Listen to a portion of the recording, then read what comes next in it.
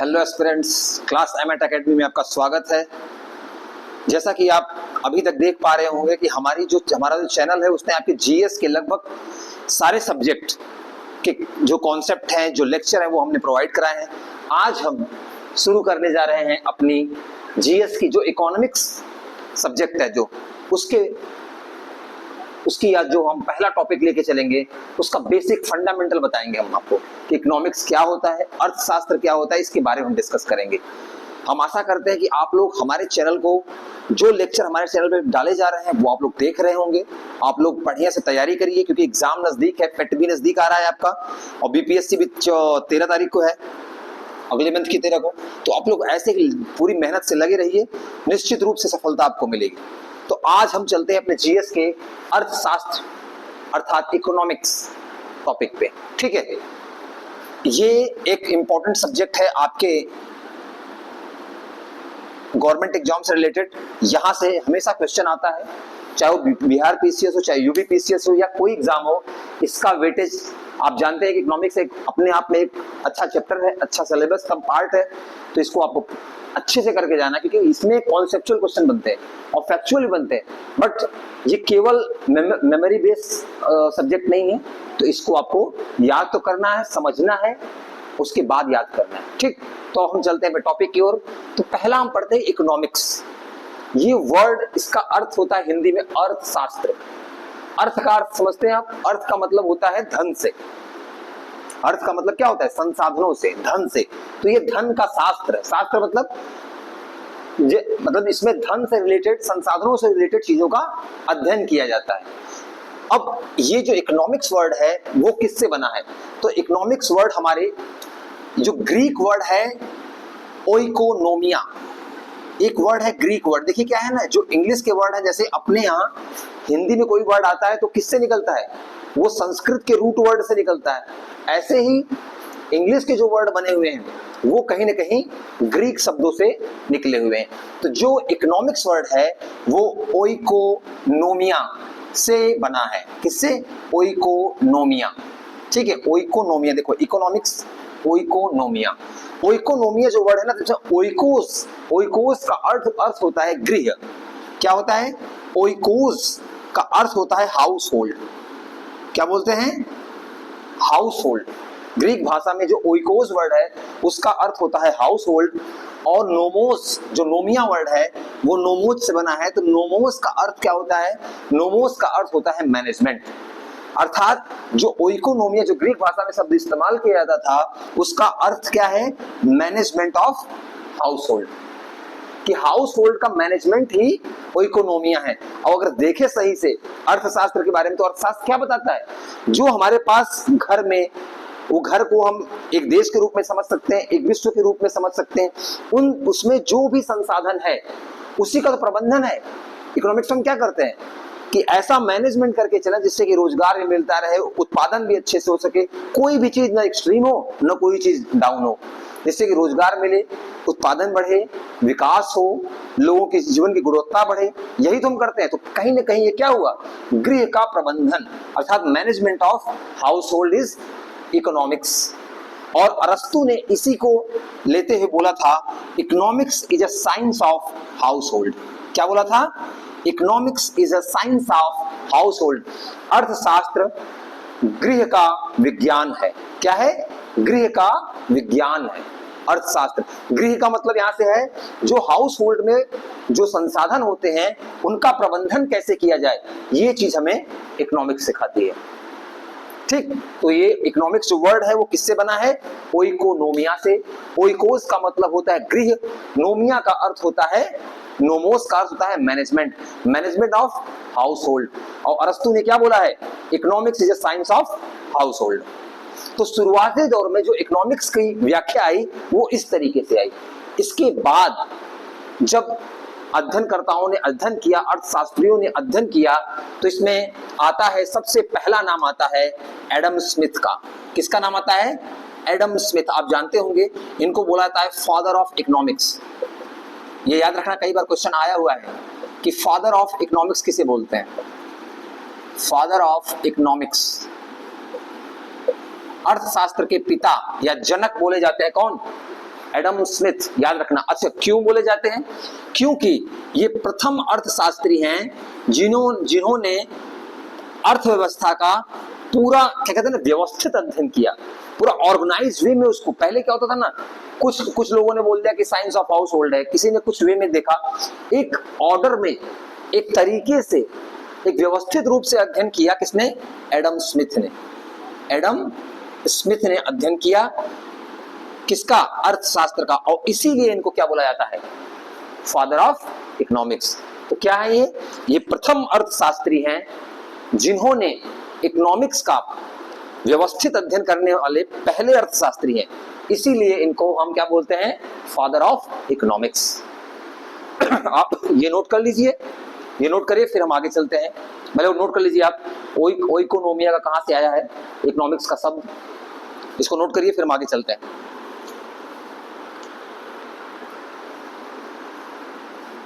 ठीक, तो इकोनॉमिक्स क्या है? शुरुआती दौर में इकोनॉमिक्स को बोला गया ओइकोनोमिया शब्द से बना है। ओइकोस का मीन्स होता है गृह, हाउस होल्ड, एंड नोमोस का अर्थ होता है मैनेजमेंट। तो management of house hold is the economics. और अरस्तु ने बोला क्या? Economics is a science of house hold. Economics क्या है? विज्ञान है किसका? गृह का, घरों की गृहस्थी का। एक परिवार में आदमी क्या करता है? मैनेज तो करता है कि हाँ इतना कमाना है, इतना खर्च करना है, इतना बच्चों को पढ़ाना है, इतना हेल्थ पे रखना है, इतना उधार लेना है। तो ये क्या है? ये इकोनॉमिक्स है। बेसिक इकोनॉमिक्स हमारे घर में चलती है पूरी। ठीक तो ये आपने पार्ट देखा। फिर हमने देखा कि एडम स्मिथ को फादर ऑफ इकोनॉमिक्स क्यों बोला जाता है? क्योंकि ये पहले ऐसे व्यक्ति हैं, पहले ऐसे अर्थशास्त्री हैं जिन्होंने इसका व्यवस्थित अध्ययन किया, इसीलिए इन्हें बोला जाता है फादर ऑफ इकोनॉमिक्स। अच्छा, इकोनॉमिक्स की परिभाषा को अगर हम देखा जाए इकोनॉमिक्स की परिभाषा को अगर हम देखें तो एक परिभाषा है जो सामाजिक विज्ञान के रूप में देखी जाए कि यह एक, क्योंकि सोसाइटी में तो काम हो रहा है, अर्थशास्त्र जो होता है वो सोसाइटी से बाहर तो होता नहीं है। तो अगर इस सामाजिक विज्ञान के संदर्भ में देखा जाए तो वहां कहा जाता है कि अर्थशास्त्र एक सामाजिक विज्ञान है। Economics is a social science जो वस्तु और सेवाओं के उत्पादन, वितरण व उपभोग से संबंधित है। ठीक, मतलब ये कह रहा है कि अगर समाज में हम देखें तो समाज में अर्थशास्त्र एक सामाजिक विज्ञान है, क्योंकि लोग समाज में ही तो होता है। तो ऐसा विज्ञान है जिसमें वस्तु और सेवाओं के उत्पादन, उनके वितरण, उनके उपभोग से रिलेटेड, इनके बारे में जो चीजें होती हैं वो, उसका जो सामाजिक विज्ञान वो क्या कहलाता है? अर्थशास्त्र कहलाता है। लिख लीजिए इसको। अगर कभी मान लो शुरुआत करनी हो, आपको कहीं लिखना हो तो ऐसे लिखिएगा, अर्थशास्त्र वह सामाजिक विज्ञान है जो वस्तुओं और सेवाओं के उत्पादन, वितरण व उपभोग अर्थात प्रोडक्शन, डिस्ट्रीब्यूशन एंड कंजम्पशन से रिलेटेड है। ध्यान रखना इस चीज को। अर्थशास्त्र क्या है? सामाजिक विज्ञान है जो वस्तुओं और सेवाओं के उत्पादन अर्थात प्रोडक्शन, डिस्ट्रीब्यूशन एंड कंजम्पशन से संबंधित है। ठीक है, हम क्या करते हैं? उत्पादन, कितना उत्पादन किया जाए जिससे कि विकास दर भी अच्छी रहे, उस पर उत्पादन के लिए कितना ऋण लेना चाहिए, फिर उसका डिस्ट्रीब्यूशन कैसे हो कि जो क्या कहते हैं नेशनल इनकम हो वो अच्छी हो और असमानता घट जाए, उपभोग कितना करना है, कितना कंजम्पशन है देश का या पूरे विश्व में, उस हिसाब से हम उत्पादन भी करते हैं। पता लगा ज्यादा अगर उत्पादन कर दो तो उसका दाम गिर जाएगा क्योंकि उपभोग नहीं हो रहा। तो इन सब का अध्ययन जो है इसका जो विज्ञान है वही अर्थशास्त्र है। ठीक, समझ में आप लोग को? अच्छा, ये हो गया हमारा एक अर्थशास्त्र का सामाजिक विज्ञान की दृष्टि से इसकी परिभाषा। आगे देखो, इसमें क्या है ना, कई लोगों ने परिभाषाएं दी हैं। जैसे एडम स्मिथ, जिनको हम कहते हैं फादर ऑफ इकोनॉमिक्स, इन्होंने कहा, इन्होंने सिंपल बोला कि अर्थशास्त्र धन का विज्ञान है। Economics is a science of money. अर्थशास्त्र धन का विज्ञान है। ये आप लिख लीजिएगा, कहीं कोट करना हो तो आप डाल सकते हैं इसको। ठीक है ना, शुरुआत कर सकते हैं कि एडम स्मिथ के अनुसार अर्थशास्त्र धन का विज्ञान है। सिंपल, अर्थशास्त्र क्या है? धन का विज्ञान है। अर्थात धन से रिलेटेड जो भी चीजें हैं मानव के व्यवहार में, उसके प्रभाव क्या हैं, जो भी चीजें वो कहीं ना कहीं धन से रिलेटेड है। और धन से रिलेटेड जितना, धन का यहाँ अर्थ है धन या संसाधनों से, तो यहाँ उससे क्या प्रभाव हो सकते हैं और उसके क्या प्रैक्टिकल ऑब्जर्वेशन है, उसके क्या क्या कहते हैं, उसकी प्रवृत्ति कैसी है, इन सब का जो व्यवस्थित ज्ञान है यही अर्थशास्त्र कहलाता है। ठीक है, तो एडम स्मिथ के अनुसार अर्थशास्त्र क्या है? धन का विज्ञान है, बस। अब आपको समझ में आ रहा होगा कि इकोनॉमिक्स का मतलब क्या होता है। इकोनॉमिक्स का शुरुआती दौर में अरस्तु ने क्या बोला? Science of house hold. और इकोनॉमिक्स जो वर्ड बना है ग्रीक से, वो किसका, उसका क्या अर्थ है? Management of house hold. ठीक है, उसके बाद हमने देखा है सामाजिक विज्ञान के रूप में। फिर हमने बताया कि एडम स्मिथ जो हैं वो फादर ऑफ इकोनॉमिक्स कहे जाते हैं। क्यों कहे जाते हैं? क्योंकि इन्होंने इसका पहली बार इन्होंने व्यवस्थित अध्ययन किया था। इसके पहले इसका इस रूप में अध्ययन कभी नहीं किया गया था। ठीक है, फिर उसके बाद बताते हैं कि एडम स्मिथ के अनुसार अर्थशास्त्र क्या है? अर्थशास्त्र धन का विज्ञान है।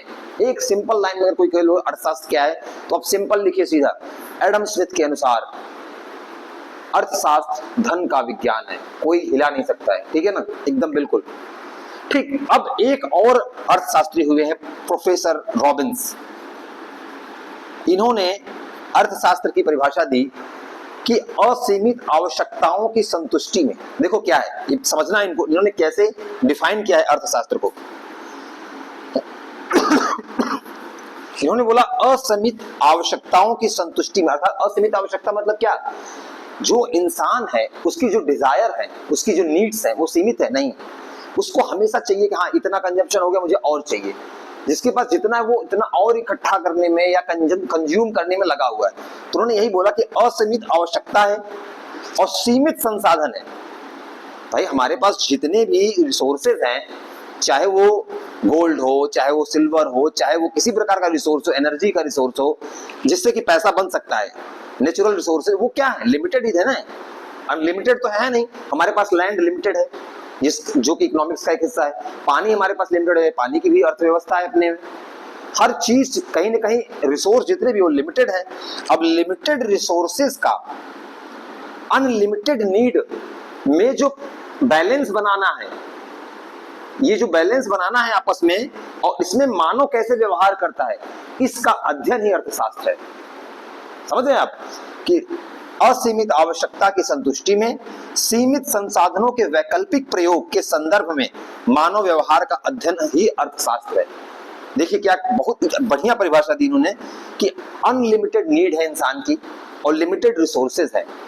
अब इसमें वो किस प्रकार से चुनाव करेगा मानव, क्योंकि देखिए जैसे मेरे पास अभी पैसा कम है तो मैं क्या करूंगा, जैसे मान लो मैं प्रिपरेशन कर रहा हूं, आप लोग जिसे प्रिपरेशन करने वाले बच्चे हैं, ठीक है, तो नीड तो आपकी है कि मुझे बढ़िया एसी रूम मिल जाए और बढ़िया खाने पीने को मिल जाए, टीचर मन करे तो घर पे आके पढ़ा दे, चाहते तो आप सब लोग हो, बट क्या वो मिल सकता है? नहीं, क्योंकि सीमित है ना।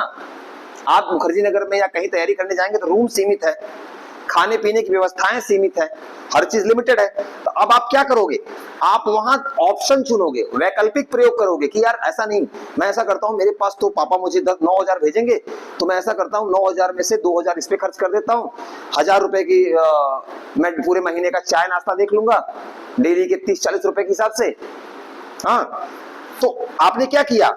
आपने अपना बिहेवियर तुरंत चेंज किया ना कि हाँ इतना पैसा है, मुझे इतना करना है। अच्छा, जिस महीने आपको 2-4 हजार एक्स्ट्रा आ गया तो फिर आप क्या करते हो कि यार चलो मूवी भी देख लेते हैं, थोड़ा खाने पीने में पिज्जा उज्जा मार लेते हैं, करते हैं ना आप। तो आपका जो ये अध्ययन है, मानव व्यवहार जो चेंज हो रहा है, समझ रहे हो ना आप कि सीमित संसाधन और असीमित जो हमारी नीड है उसके बीच में आप ऑप्शन जो चुनते हैं, और जो चुनाव का जो इंसानी व्यवहार है चुनाव करने का, इसी का अध्ययन अर्थशास्त्र है।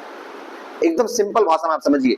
और यही बोला है प्रोफेसर रॉबिन्स ने कि असीमित आवश्यकता की संतुष्टि में सीमित संसाधनों के वैकल्पिक प्रयोग के संदर्भ में आप जो ऑप्शन चुनते हैं वही आपका ये जो मानव व्यवहार है, यही अर्थशास्त्र है। यही अर्थशास्त्र है, इसी का जो अध्ययन स्टडी करना। अर्थशास्त्र में आखिरकार स्टडी यही किया जाता है कि आदमी कितना कंज्यूम करेगा तो हमें प्रोडक्शन कितना करना चाहिए, प्रोडक्शन इतना होने वाला है, कंज्यूम इतना करेगा तो हमें इंटरेस्ट रेट इतनी रखनी होगी तभी काम पड़ेगा।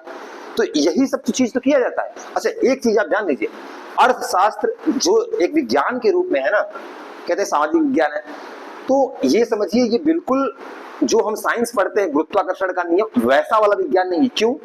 क्योंकि इसमें मानव व्यवहार जुड़ा हुआ है। अब आप जानते हैं कि मानव व्यवहार निश्चित नहीं होता है, मानव व्यवहार निश्चित नहीं होता। इसलिए जो ये विज्ञान है ना, ये बिल्कुल निश्चित नहीं है। जरूरी नहीं कि जो सिद्धांत आप लेके चलो बिल्कुल एग्जैक्ट वैसा हो, नहीं, क्योंकि मानव व्यवहार बहुत सारे फैक्टर पे डिपेंड करता है। तो ऐसे में इसलिए कहते हैं कि ये बिल्कुल गुरुत्वाकर्षण सिद्धांत जैसे विज्ञानों के सिद्धांतों जैसा नहीं है, यह व्यवहारिक सिद्धांत है। इसमें हल्के फुल्के बदलाव देखे जाते हैं, बिल्कुल एकदम वही नहीं रहेगा जो लकीर खींच दी गई है। ठीक है, तो आप, मुझे उम्मीद है कि आप समझ गए होंगे कि इकोनॉमिक्स क्या है। अच्छा, इकोनॉमिक्स का ही जो अप्लाइड फॉर्म है वही क्या है, अर्थव्यवस्था है। इसी का जो अप्लाइड फॉर्म हम जब किसी एक देश में, किसी एक सिस्टम में देख पाते हैं, अप्लाइड फॉर्म इसका इकोनॉमिक्स का, वही अर्थव्यवस्था कहलाती है। अभी मैं उस पर भी बात करूंगा। तो यहाँ पे आपने ये देखा। अब हम बात करते हैं कि इकोनॉमिक्स की शाखा के रूप में हम दो शाखाओं में हम इसको देख पाते हैं। किसमें? एक है माइक्रो, अर्थात एक होती है व्यष्टि अर्थव्यवस्था अर्थशास्त्र, एक होती है समष्टि अर्थात मैक्रो इकोनॉमिक्स। एक होती है व्यष्टि और एक होती समष्टि। इंग्लिश में आप देखिए इसको बोलते हैं माइक्रो इकोनॉमिक्स और एक को बोलते हैं मैक्रो इकोनॉमिक्स। याद रखना इसको नोट कर लो। आप इसको एक बार स्नैपशॉट ले लीजिए, मैं साइड हो जाता हूं, फिर उसके बाद मैं समझाता हूं आपको माइक्रो मैक्रो में क्या होता है। ठीक, एक बार इसका स्नैपशॉट ले लीजिए, फिर मैं बताता हूं आपको कि माइक्रो इकोनॉमिक्स और मैक्रो इकोनॉमिक्स में क्या है और उसमें क्या अंतर है।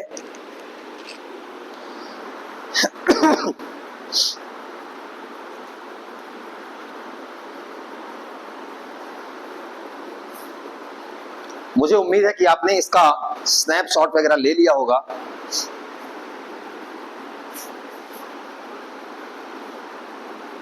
ठीक, मैं इसको मिटा दे रहा हूं। अब यहां पे मैं आपको बताता हूं कि माइक्रो इकोनॉमिक्स और मैक्रो इकोनॉमिक्स क्या होता है और इसमें अंतर क्या होता है, ये भी आप समझ लीजिए। कई बार ये पूछा जाता है। ठीक है, तो यहां पे अब देखेंगे हम माइक्रो इकोनॉमिक्स। देखो, माइक्रो शब्द से आप समझ रहे हो, माइक्रो क्या बताता है? माइक्रो मतलब सूक्ष्म होता है। ठीक है, क्या होता है? माइक्रो का अर्थ क्या होता है? सूक्ष्म। और हिंदी में इसको बोलते हैं व्यष्टि। ठीक है, शुद्ध हिंदी में बोलते हैं व्यष्टि।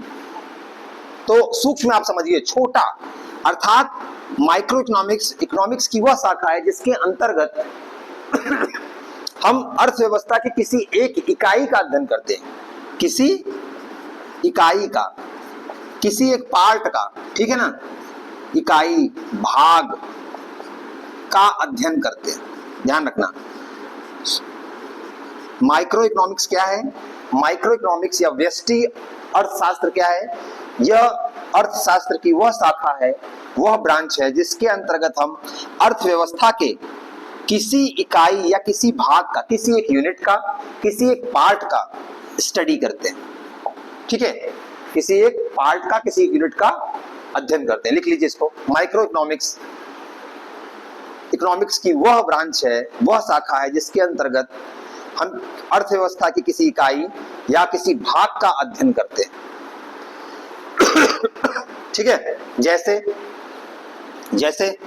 किसी एक कंपनी के बारे में अध्ययन करना, किसी एक फर्म के बारे में अध्ययन करना। ठीक है, किसी व्यक्ति के बारे में, किसी व्यक्ति की आय के बारे में अध्ययन करना, व्यक्ति की आय, ध्यान रखना, व्यक्ति की आय अध्ययन करना, किसी फर्म के बारे में अध्ययन करना, किसी कंपनी के बारे में अध्ययन करना, ये सब क्या है? ये सब माइक्रो इकोनॉमिक्स है। ध्यान रखना, इसको लिख लीजिए। एग्जाम्पल में किसी कंपनी के, किसी व्यक्ति की आय, ठीक है, किसी फर्म की, किसी कंपनी से रिलेटेड चीजें अध्ययन करना, किसी की व्यक्तिगत आय, किसी की व्यक्तिगत खपत, ये सब चीज अगर हम अध्ययन कर रहे हैं तो वो क्या है? माइक्रो इकोनॉमिक्स है। क्या है? Micro economics. ठीक, अच्छा, इसका जो केंद्रीय विषय होता है, ध्यान रखना, इसका जो केंद्रीय विषय होता है, ये आप लिख लिए, इसको पहले लिखिए। किसी कंपनी, किसी इकाई भाग का अध्ययन किया जाता है माइक्रो इकोनॉमिक्स में। इकोनॉमिक्स के एग्जाम्पल कंपनी, फर्म या किसी व्यक्ति की व्यक्तिगत आय का अध्ययन करना। ठीक है, अध्ययन किया जाता है। हो गया ये। अच्छा, अब इसका केंद्रीय विषय क्या है मैं बताता हूं, इसको नोट करिए। इसका केंद्रीय विषय होता है कीमत निर्धारण। क्या होता है? प्राइसिंग, कीमत निर्धारण और संसाधनों के आवंटन पर होता है। इसका जो केंद्रीय विषय होता है संसाधनों के आवंटन और वह कीमत निर्धारण का कार्य होता है। यही इसका केंद्रीय विषय क्या है? कीमत निर्धारण और संसाधनों का आवंटन। इसको नोट करिए। कीमत निर्धारण एवं संसाधनों का आवंटन इसका केंद्रीय विषय है। ठीक है,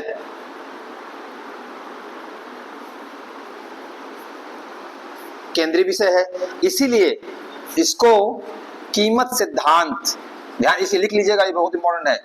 इसीलिए इसको कीमत सिद्धांत या मूल्य सिद्धांत भी कहते हैं। क्या कहते हैं? मूल्य सिद्धांत, क्योंकि इसमें मूल्य, कीमत की बात की जाती है और यह इसका केंद्रीय विषय है। क्या बोलते हैं इसको? कीमत सिद्धांत या मूल्य सिद्धांत भी कहते हैं। इसको नोट कर लीजिए, पहला, दूसरा, तीसरा। मान लो कहीं पूछ ले एग्जाम में कि व्यष्टि और समष्टि में क्या अंतर है, तो ये लिख लीजिएगा। तो व्यष्टि अर्थशास्त्र को क्या कहा जाता है? कीमत सिद्धांत, मूल्य सिद्धांत भी कहा जाता है। ठीक, तब समझ में आया आपको माइक्रो इकोनॉमिक्स क्या होता है? अर्थव्यवस्था की वह शाखा जिसके अंतर्गत हम उसकी अर्थव्यवस्था के किसी एक भाग, इकोनॉमिक्स से किसी एक पार्ट के, किसी एक यूनिट का अध्ययन करते हैं, जैसे किसी कंपनी का, किसी फर्म का, किसी की व्यक्तिगत आय का, किसी के व्यक्तिगत उत्पादन का। जैसे मान लो एक इंसान कितना प्रोड्यूस कर रहा है, तो ये क्या हो गया? व्यष्टि हो गया। ठीक, अब आप ये समझ गए। अब हम चलते हैं समष्टि। समष्टि अर्थव्यवस्था, अर्थशास्त्र। माइक्रो हो गया, अब हम पढ़ेंगे मैक्रो इकोनॉमिक्स। क्या? मैक्रो, याद रखना, मैक्रो इकोनॉमिक्स। ये सिंपल है, देखिए इसमें सिंपल ये होता है कि इसमें संपूर्ण अर्थ, देखो मैक्रो का मतलब क्या होता है? बड़ा। अब इसमें बड़ा मतलब पूरी अर्थव्यवस्था ही ले लीजिए। इसमें संपूर्ण अर्थव्यवस्था का अध्ययन किया जाता है। ध्यान रखना, संपूर्ण अर्थव्यवस्था का अध्ययन, स्टडी ऑफ होल इकोनॉमी, अध्ययन किया जाता है। ठीक है, संपूर्ण अर्थव्यवस्था का अध्ययन किया जाता है, याद रख लो। संपूर्ण अर्थव्यवस्था का मतलब क्या? जैसे देश की जीडीपी या नेशनल इनकम, जितनी भी चीजें हैं ना, और देश में रोजगार की दर, ये सब जितनी भी हैं बड़ी चीजें एकदम, देश वाली की, देश की अर्थव्यवस्था की कितना उत्पादन है, उसकी राष्ट्रीय आय कितनी है, रोजगार की दर कितनी है, ये सारी चीजें ये जो होती हैं, ये किसमें आती हैं? Micro economics. याद रखना, किसमें? Micro economics. इसे हिंदी में बोलते हैं समष्टि। याद रखना, हिंदी में बोलते हैं माइक्रो को समष्टि बोलते हैं। पूरा संपूर्ण अर्थव्यवस्था का अध्ययन किया जाता है। Example, national GDP, national income, national employment rate, etcetera. ठीक है, ये सारी चीजें इसमें आती है। इसको नोट कर लीजिए आप। ठीक, इसको नोट करिए, फिर हम आगे चलें।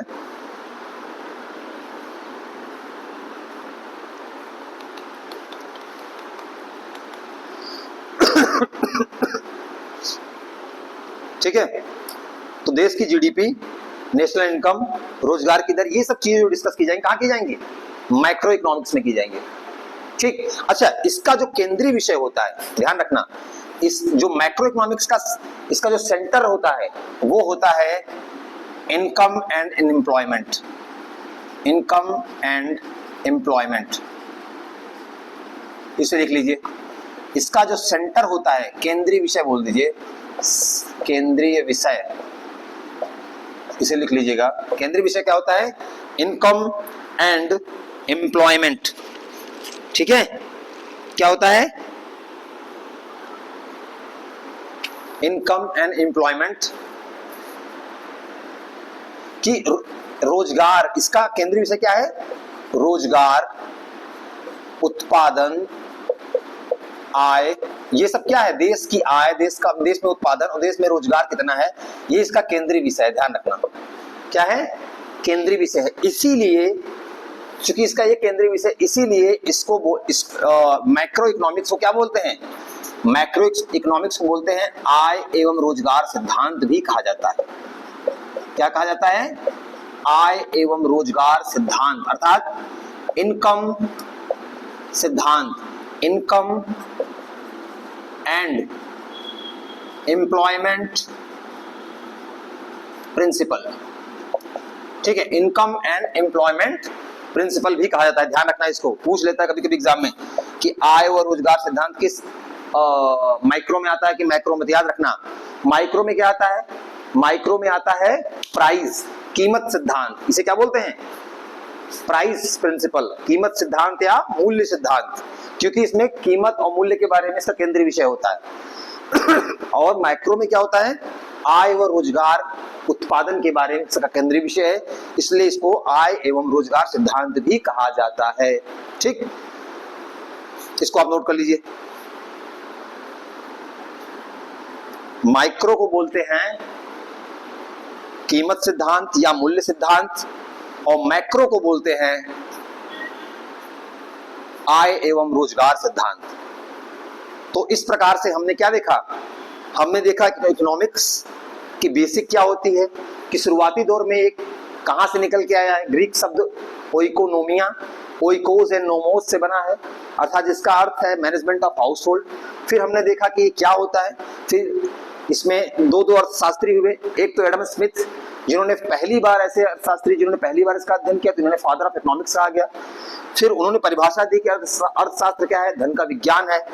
फिर जो प्रोफेसर रॉबिन्स थे, उन्होंने क्या बताया कि असीमित आवश्यकता है और सीमित संसाधनों के बीच में जो मानव का व्यवहार है वैकल्पिक प्रयोगों का, उसी का अध्ययन ही तो अर्थशास्त्र है।